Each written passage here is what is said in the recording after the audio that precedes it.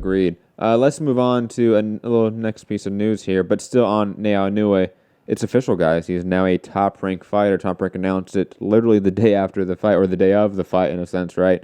That they've signed him to a multi-year deal. We don't know the specifics yet, how many years, how many fights, etc., how much money. But they do say he is coming to the U.S. in 2020 for his next fight. Guys, thoughts on Top Rank getting Naoya Inoue? Well, this was rumored for a while, and I was really excited because they had Burnett, and I really wanted to see that fight. We didn't get it when Burnett got injured in the Super Series, and I was really excited, and now we're still not going to get it. I don't think we're going to get Obali next. I think Bob Arum is going to give him a showcase fight where he can knock someone out and look spectacular. Rashi Warren, maybe. Someone like a name where we know. I'm thinking either Warren or Greer. I think he wanted to build up Greer to make that a big fight. It's just Greer hasn't lived up to expectations. But I think they're going to make either Warren or Greer next, a name that people are familiar with, to make him look really good, and then go to the Obali fight. I don't think we have that. One, because it's the lighter weight classes, so usually we don't have that much of a I don't know, what's the right phrase here? What's the phrase that Bob Arum coined? It's late, guys. I'm sorry. I've only had 2 hours of sleep. Marination? Marination, thank you. Like the lighter weight classes, you never really deal with that as much. Maybe with the very high profile names. Obviously, when we had Donaire Rigo at 122, that fight didn't happen, right? And that was a big talking point. It didn't happen until 126. But largely speaking, the lighter weight classes is devoid of that as a talking point, and I think we probably get the Joshua Greer fight first. Like, I think that would be first quarter of 2020. Like, as soon as that cut is healed, which was a big cut, he fights in February, March, whenever it is, probably in LA or Hawaii, I'm assuming. Like, that's where I would put fights, but Hawaii is usually a tough state to put fights in, so probably just do it in LA and, hope that you, again, make the Obali fight. But my only issue with this whole news is that, well, I think it is obviously you have to have some sort of machine behind you to become a crossover star in the U.S. You just have to. But Inoue is already a massive, pulp culture icon over there in Japan, already doing 10 million plus views in Japan, which is, 1/8 of the population of the country. Why? That's crazy. Why push to a market that doesn't cater to him, that doesn't cater to the lighter weight classes, when he just did 20,000 plus in Tokyo, and again 10 million plus watched him on Fuji TV? Like, I just don't understand the need and the necessity. And it's the same mentality I have for Match Gym USA and how they've infused so many of the UK names in the US market in Mulvane, Kansas, or in Phoenix, Arizona. There's just no point in it. I don't see the need for it.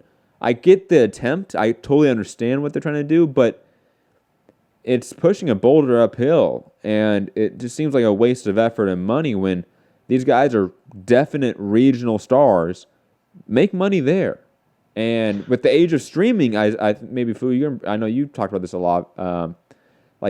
With the new age of streaming, we don't we can now have that luxury where Inoue can main event in Japan, prime time, and guess what? We're going to suffer at 4 a.m. in the U.S. because he's going to do 20,000 plus in attendance and 10 million in Japan. They're going to make millions over there, way more than they would make over here at the StubHub Center. And vice versa for UK fighters. They make a lot more in the O2 or Liverpool or Manchester or wherever than they would at New York or Mulvane, Kansas or Phoenix, Arizona. I just don't understand, the forced nature of the matchmaking here and the locations of these fighters by promoters when the age of streaming should allow you to diversify locations and settings for fights. Fu, sorry, I know I ranted for a bit. I know you want to jump in there. It's okay, because I'm going to rant too. I'm not excited about this at all. I have seen what they've done with Tyson Fury at Top Rank, and if they go with some weird-ass rebranding of Inoue, I can only imagine like Bob would be stupid enough to send him out with like samurai swords and shit. Like that's how like dumb I think Top Rank can be with people, and how like they try to be so cliche and annoying with their fighters. Like I don't like this at all, and I don't want to see Inoue get like a 5-fight deal and do 4 just garbage ass fights and then one big fight or something in his contract. Like I don't want to see that. I want to see the Neri fight, which we know is probably not going to happen because Top Rank and fucking PBC don't work together very well. And so it's just like, great, here we go. You know, like they're probably going to have him rush to 122 is honestly what's going to happen. They'll probably rush him to 122. For Emmanuel Navarrete. Yeah, for right. Emmanuel Navarrete. And then Daniel Roman and those guys on the DAZN fight side where they know they can work a little bit better together. Like, and so to me, it's like, it's not a good move for him. He doesn't need this. America is like, people have this like weird impression of like, this is where all the money is. And I understand there's big fights here, but like you're never going to do 10 million views in the US on boxing. Like but you can do it in Japan. Like, so it's kind of like the whole thing with like Moreta and those guys too, right? Yes, like, yes. I mean, let's be real. Like those guys are way bigger stars in their home countries. Yeah. And they've never really broke through over here. And I don't know why that's the case. Garrett, maybe you can answer to this, that because I come a little bit from the MMA world as well. And in the MMA world, Japanese combat sports is revered, and Japanese fighters are revered by the community, both in the U.S. and everywhere. Like they're looked at with reverence by the MMA community in the U.S. in just a different way than I think the U.S. boxing community views Japanese boxing. And Gary, why do you think that is? Like why is there this disconnect from the U.S. and Japan in terms of how to run business, how to run fights, how to cross-promote fighters like Moreta and Inoue? As a guy, because you've been around watching the sport a lot longer than I have, like has it always been this issue with Japanese fighters per se? I mean, kind of. Moreta's an interesting one because he's a middleweight, right? So, I mean, typically a lot of the Japanese fighters are smaller weight class fighters. Yes. So they don't really, as great as they are, and there's been really great ones, I know everyone in this group right here likes smaller weight classes, but the rest of the country doesn't, right? Like, Name Redacted doesn't know who Inoue is, right? Like, it's just the way it is. And like old school HBO and Showtime boxing, like they never showed lighter weight class fights. Never. I mean, Abner Mares was the first one, and we fought Johnny Gonzalez and Donaire was really the first ones that they showed. I mean, before that, because typically you had Michael Carvajal, but typically they aren't American. They don't speak English. And, like, like, people don't like watching, the general public doesn't like watching 115-pounders or 112-pounders. No, you're right. But let me find any boxing fan that can watch Donaire, like, let's say Taylor, Prograis, or Donaire and Inoue, and not enjoy it. If you're a boxing fan, I'm sorry. But you know what? I think that would be crazy. This is a good time to talk about this, but you have to put it in front of them, right? And let's be honest here. And we maybe talk a little bit about the Lou DiBella tweet that he took down in a sense, but not really address that. I think address the bigger points that we talked about a little bit on the group chat, right, Lou? That this is a significant fight. This was a historical fight for boxing, for the lighter weight classes, for Asian boxing, for a lot of different reasons and ways. And it received little to no push from DAZN, its network. Right? Absolutely. Yeah. And they've been on their YouTube promotion. And we've seen nothing but KSI and Logan Paul promos and posts on social media nonstop. And it just, to back to Gary's point, I don't know, even if Bob Arum and ESPN and Top Rank are fully on board with the Naoya Inoue train, are they really going to promote him the way that he needs to be if they're actually going to try and make him a crossover star? No, not in the U.S. No. So I don't even want, like, if you're going to attempt this, go all out, right? If you're going to attempt to make Naoya Inoue a crossover U.S. star, which I think maybe you could, right? Like, if you really tried, let's say, like, you make him learn English. I think that's a valuable thing. It just has to happen. You get him connected with the Japanese American community instantaneously. I don't know how that happens. I'm not connected to that community, but you have to. And, constant media tours. Constant. And maybe, but they would never do that. Bob Arum, ESPN Top Rank, they would never actually do that. So why even do a half-ass attempt of this? Gary, what were you going to say? Where in the country are the biggest Japanese populations? Probably California. LA, California for sure. And I know Hawaii, but I don't know how many big cards you're going to put in Hawaii. So I'm guessing they could do like San Francisco and LA. Maybe. I know San Francisco is not really a fight town, but you try to convert that Asian American population that is a high percentage here in California. We don't have little Tokyo, but we have like little Saigon.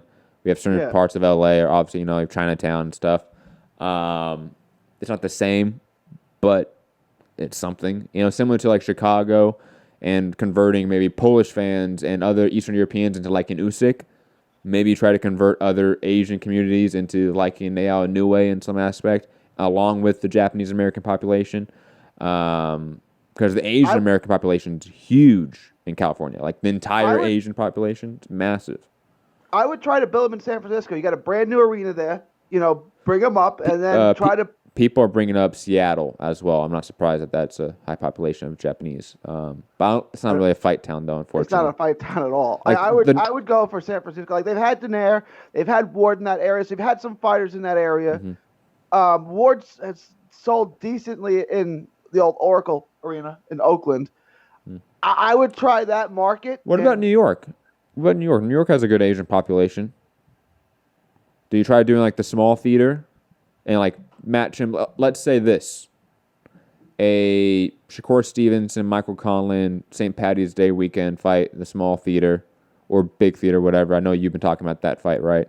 And you put Inoue versus Joshua Guerrero as the co-main event.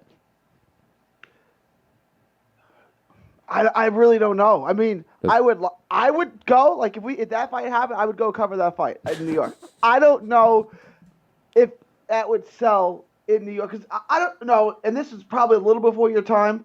Ivan Calderon, he was a 105 and 108 pounder, a Puerto Rican, and he used to fight in the little theater in the Garden. And when I lived in New York, I used to always go to his fights, like they were great. And that was a Puerto Rican in New York, and they never really sold out when he fought there. So I don't know if Inoue is going to sell out there. You know what I'm saying? Mm-hmm. Like maybe it'd have to be the right fight. Like if you put him in with a Puerto Rican fighter, you could probably do it. You'd have to match it right. Yeah. I just think, long story short, I don't see why this move was made.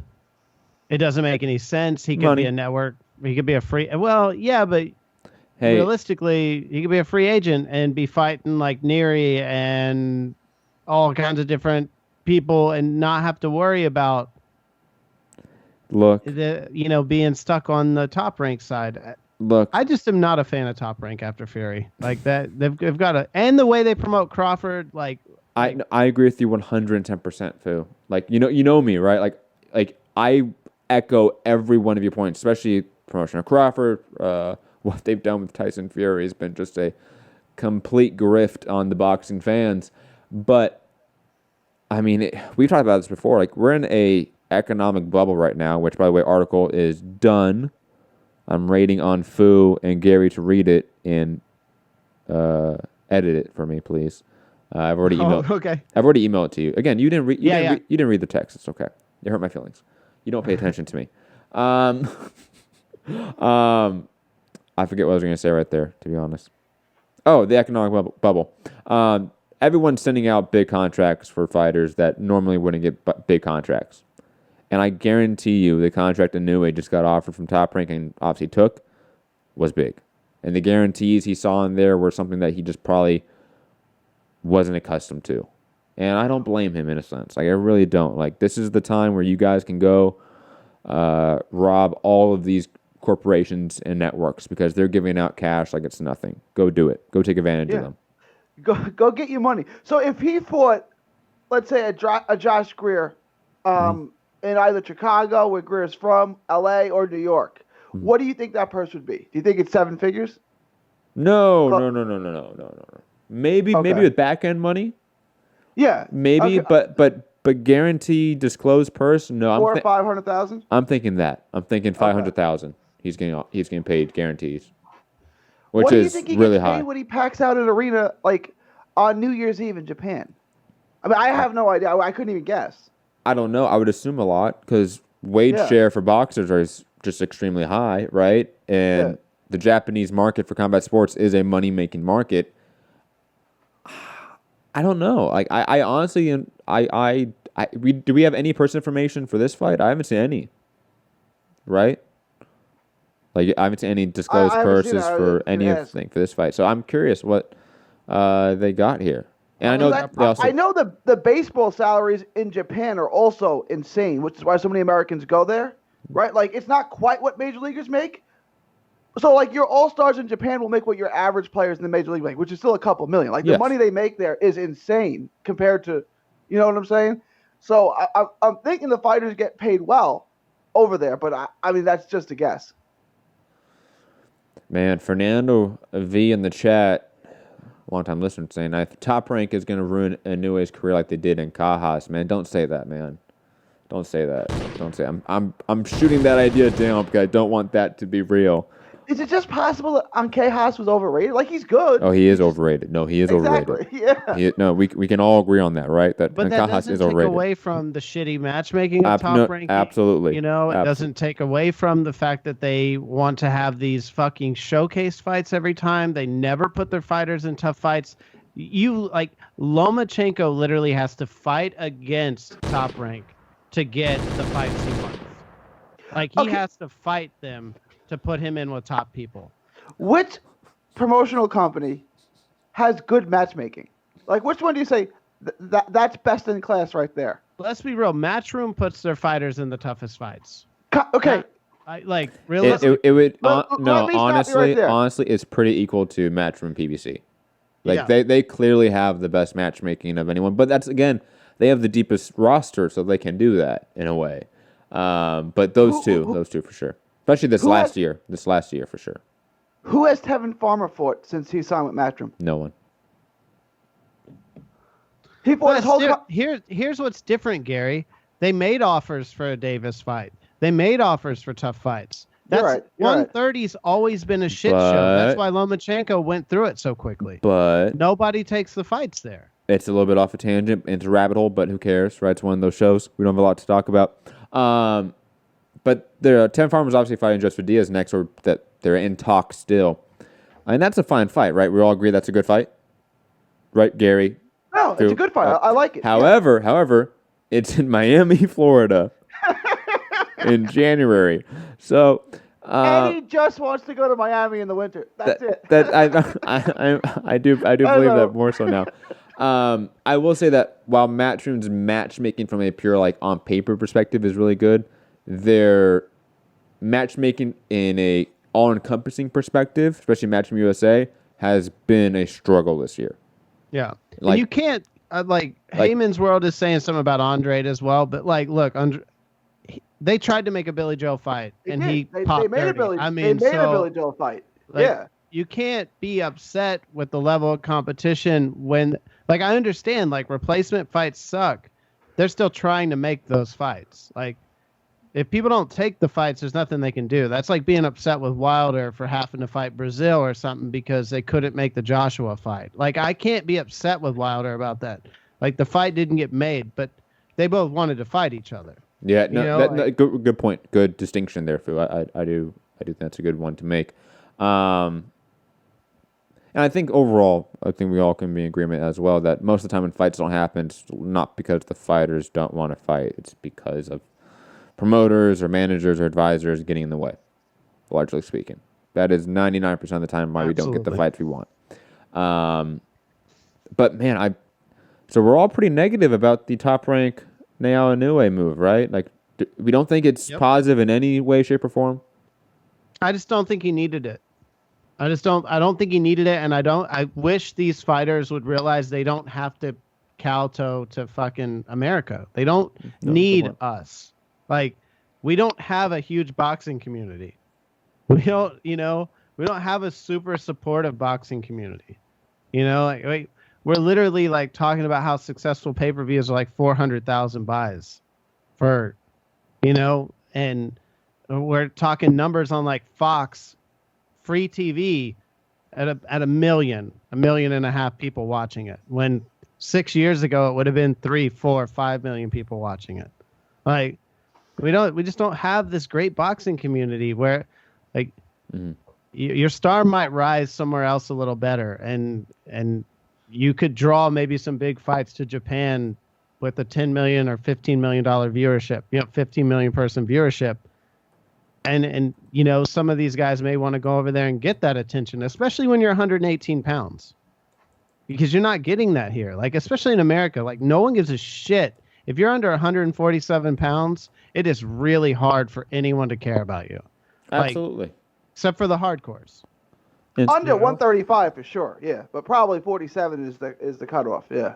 It is the cutoff, let's be honest. Like, maybe you have, like, the rarity of, like, a Terrence Crawford or, like, a Danny Garcia.